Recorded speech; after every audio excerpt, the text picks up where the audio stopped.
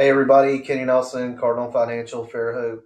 Just wanted to take a few minutes and go over housing, supply and demand, some basic economics. So let's jump right into it. As we all know, the number one law in economics is supply versus demand. It truly applies in our housing market. The more demand, the less supply, and prices, like we've seen, get pressured even higher.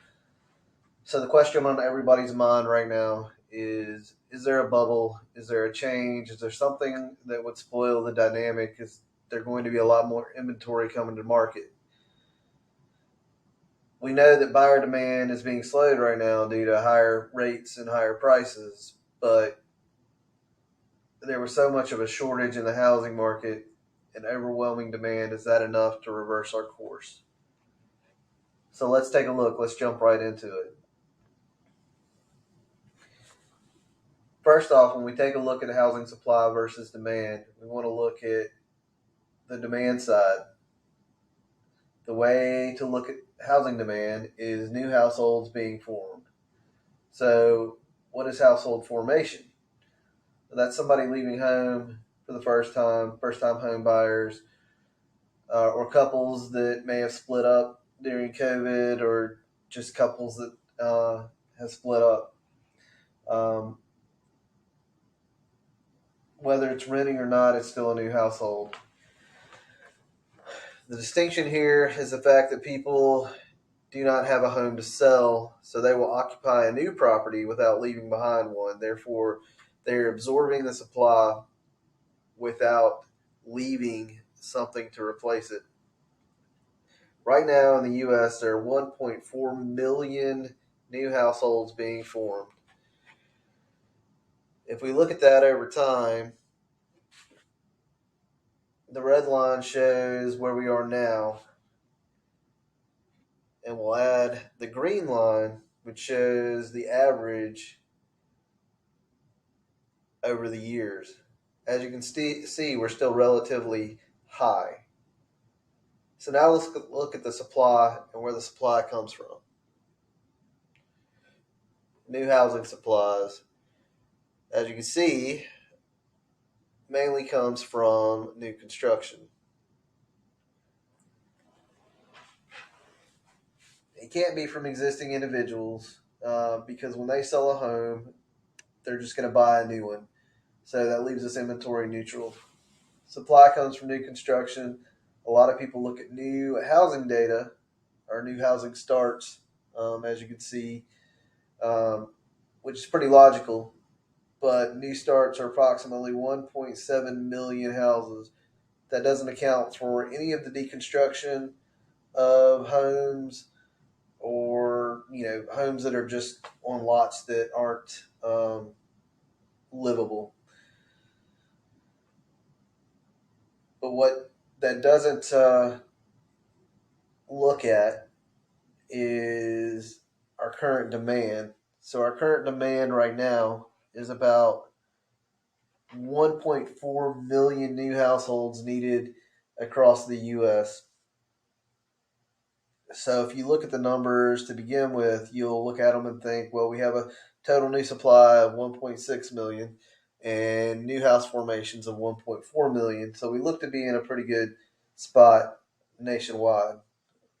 Unfortunately, when looking at new construction, you got to take into account that they are counting anything that gets started. So if you only look at the completed construction, you're only looking at about 1.3 million homes that are complete. Then when you look at the houses that are, unlivable or destroyed, you're got to subtract out about 100,000 there. So you've got a total new supply of about 1.2 million with 1.4 million in new household formation. So that actually leaves us with about 200,000 homes nationwide in deficit. So that's quite a bit. The deficit is being very supportive of housing. So we're going to go to the record low home inventory here, starting back in 2018. Um, Even if we were to reverse this, and even if we were at 1.4 million available homes, it would take a while for all this to even out. So for now, we seem to still be going to even a greater national shortage. So we look at existing home inventory. The years you will see on this graph, you'll see it declining. You see about 1 million homes on the market, and you'll hear a lot of people say that you're seeing a lot more homes come to market. But as you can see from the chart, it is nowhere near the historical needs. So, existing home inventory and the real story. This is kind of what we're looking at here. We are seeing new homes come into market, but it happens every year around this time. It happens because parents like to start their children into new schools at the beginning of the year so that their children can assimilate better to the school and to new friends. Because if you start in the middle of a school year, most of the time those friendships have been formed already and cliques have been formed. So this is all pretty normal what we're seeing. Um, Notice trends high to low, and the lows were lower on that last slide. Currently listed for sale and already under contract. So looking at the homes, nearly 40% is all you have to choose from. It's pretty slim pickings. Um, for the market. And again, these are national numbers, so as you can see, it's really low. Reported 1 million homes showing active across the U.S. with 400,000 available.